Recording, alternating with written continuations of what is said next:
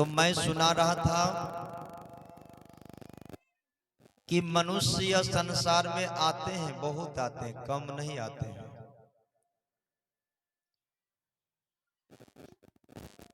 लेकिन माता के गर्भ तक तो सीमित है,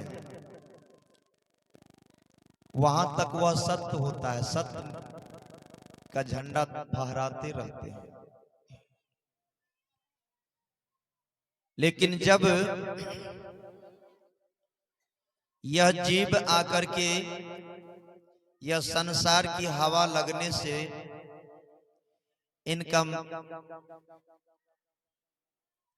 मन बदल जाता है, करना क्या था करने लगता है क्या।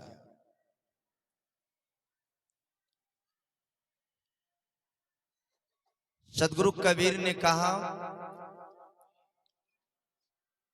कि आया है एक देश से, उतरा ही एक कहीं घाट, हवा लगा भर्म के तो हो गए बारहों बाट। हम लोग सब एक ही देश से आए हैं और वह देश का नाम है बनारस, जहां से बन करके यह जीव यह धरातल पर आते हैं। सजनों, तो मैं सुना रहा था मानव जीवन पाना बहुत बड़ी बात नहीं है। मानवता को अपने इस शरीर में लाना वह बहुत बड़ी बात है। सजनों, प्रयास कीजिए कि मैं मानव तो हूं, लेकिन मानव के अंदर जो विचार होनी चाहिए वह हमारे अंदर नहीं है, तब हम मानव कैसे हैं। सदगुरु कबीर ने कहा, बिना विचारे जो करे सो पीछे पछताए, काम बिगड़े अपना तो जग में होता हंसाए। बिना विचार का जो मानव कर्म करते हैं उनका अपना काम बिगड़ता है, दूसरा का नहीं। और अपना काम नहीं बिगड़ने देना है, अपना काम को तो सफल बनाना है, विजय बनाना है। ये मानव जीवन बार बार मिलने वाला नहीं है। एक बार मिल गया सो मिल गया, दोबारा कहिएगा हमको ऐसा सुंदर तन मिलेगा,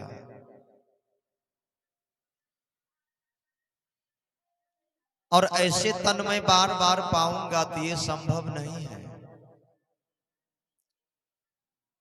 आज देखते हैं इतने बड़े गांव हैं,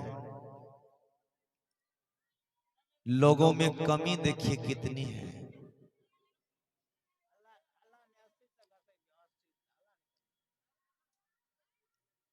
और सब कहते हैं कि मैं भी मानव हूं, तो आप मानव कैसे हो?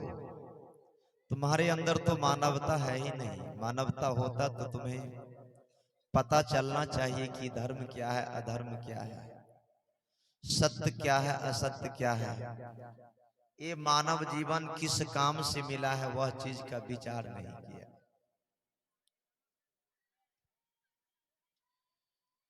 सजनों, सदगुरु कबीर ने कहा, बहुत दुख दुख की खानी जो तब बची है जब राम ही जाने। यह संसार से बच जाना संभव नहीं है। यह मोह और माया का यह जाल से निकल जाना यह संभव नहीं है। लेकिन इंसान प्रयास करता है कि हमारी प्रयास सफल हो, हमारी प्रयास कामयाब हो। प्रयास करते करते करते करते करते करते जो है कि बहुत दिन लग जाता है।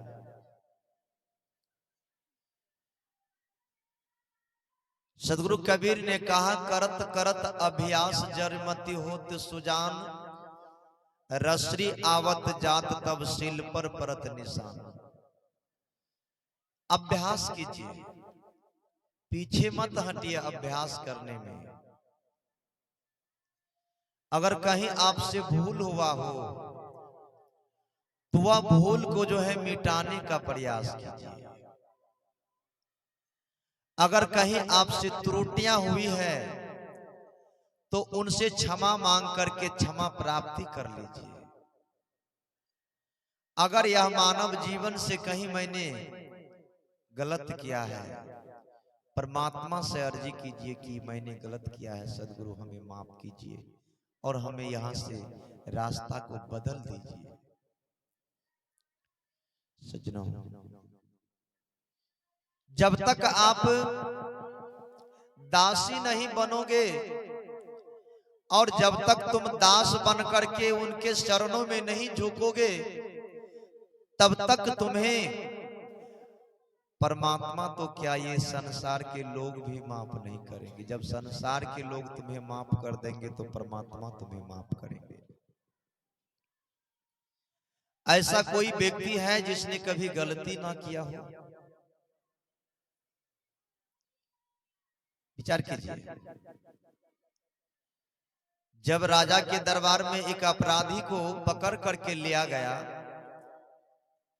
तो अपराधी ने राजा के दरबार में बांधा गया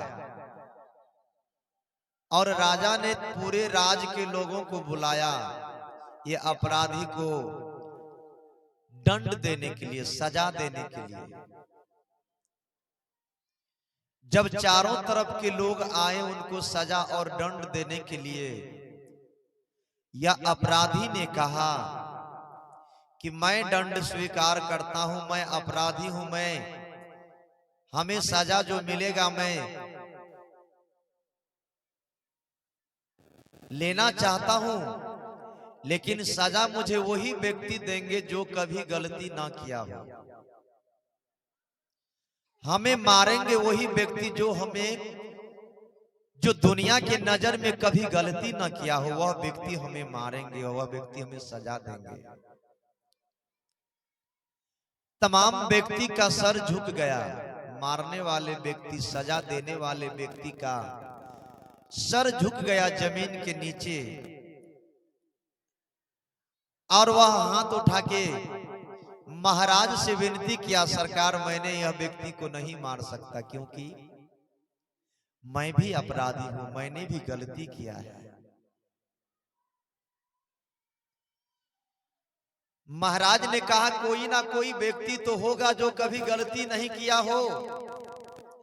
तो वह सभा के अंदर में सब व्यक्ति हाथ उठा करके किया है।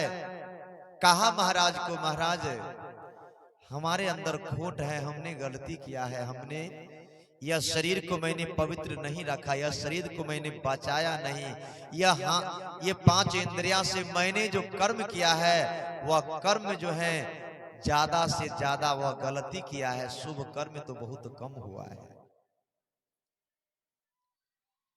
महाराज वह अपराधी का हाथ पैर का रस्सी खोल देता है और खोल करके वह व्यक्ति से कहता है, भाई तूने गलती किया है, सजा तो नहीं मिला, लेकिन प्रयास करो कि आइंदा ऐसा गलती जीवन में ना हो। अगर तुम अपने आप को सुधार लेते हो तो जीवन से या घड़ी से या संसार से तुम जीत करके जाओगे। और कहीं अपने आप को तुम सुधारा नहीं, अपने आप को तुम बनाया नहीं, तो समझ जाना कि तुम्हें नरक जाने से कोई रोक नहीं सकता।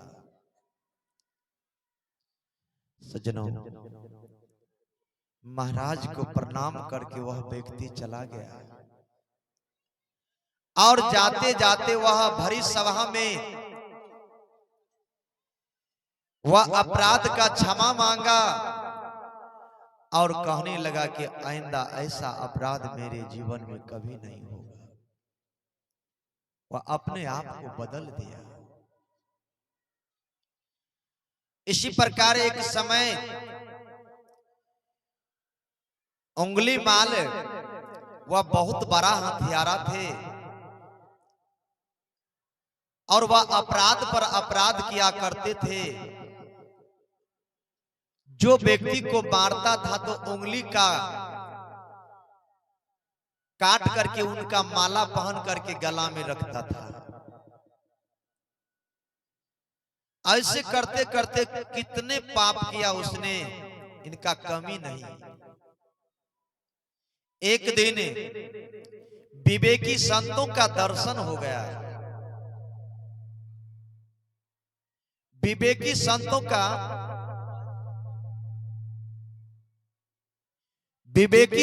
का जब दर्शन हुआ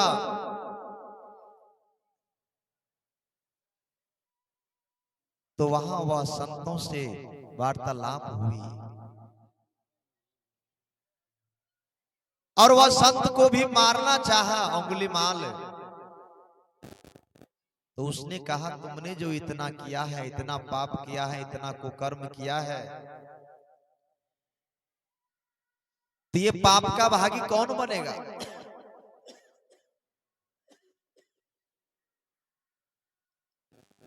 तो अंगुलीमाल ने कहा कि जिसके लिए मैंने पाप कर रहा हूं, जिसके लिए मैंने कुकर्म कर रहा हूं, जिसके लिए मैंने हत्या कर रहा हूं, वह व्यक्ति यह पाप का भागी बनेंगे। तो उसने पूछा कि ये कभी तुमने पूछा वह व्यक्ति से कि मैंने जो गलती कर रहा हूं, मैंने जो पाप कर रहा हूं, या पाप का भागीदार तुम हो कि नहीं? कहता मैं कभी नहीं पूछा। तो वह बोला आप कभी नहीं पूछे तो आप कैसे अनुमान लगाएं कि यह पाप का भागी वह व्यक्ति बनेंगे जिसके लिए मैं कर रहा हूं? कहता क्यों नहीं?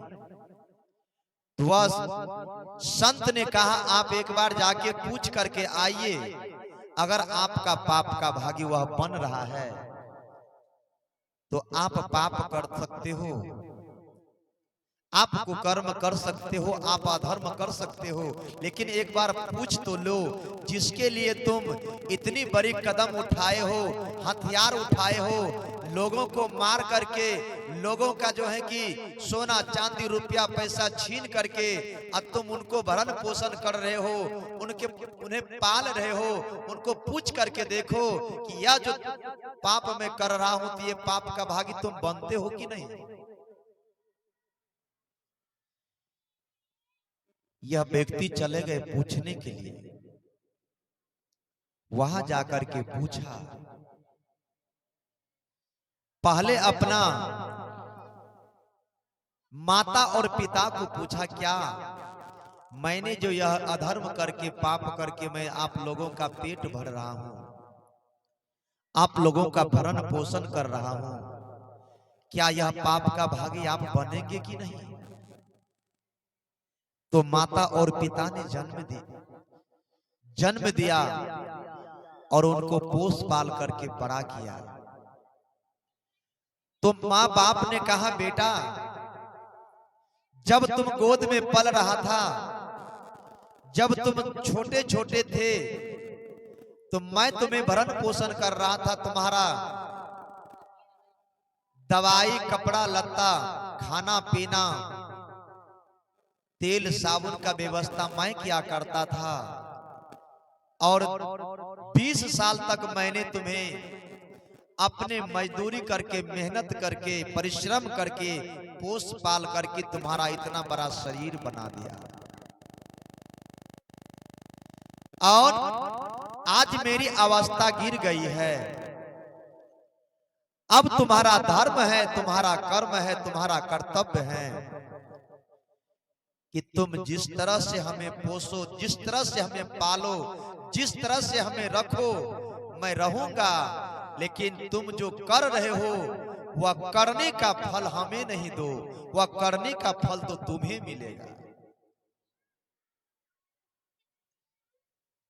माँ बाप मुख मोड़ लेते हैं, वह जो है कि शैतान, वह डकैत, वह बदमाश ने वहां से चले गए, अपना पत्नी से पूछने लगे कि हे अर्धांगिनी, मैंने जो तुम्हारे लिए पाप कर रहा हूं, मैंने जो तुम्हारे लिए लोगों को हत्या कर रहा हूं, मैंने जो तुम्हारे लिए कुकर्म कर रहा हूं, लूट रहा हूं, तो क्या यह पाप का भागी तुम बनोगी कि नहीं?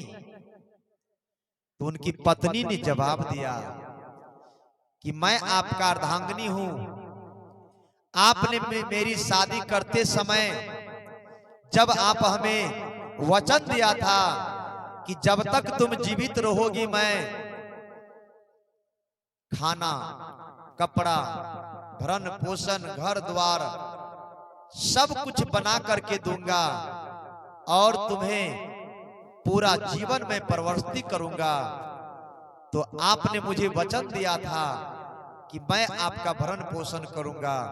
तो आज आप चाहे हमको चोरी करके और चाहे बेविचारी करके और चाहे हिंसा करके और चाहे लोगों को मार करके हमें आप खिला रहे हैं तो आप खिला सकते हैं, लेकिन आपका पाप का भागी तो मैं नहीं बनूंगा। सज्जनों, पत्नी मुख मोड़ लेती है। पत्नी भी जवाब दिया कि मैं आपका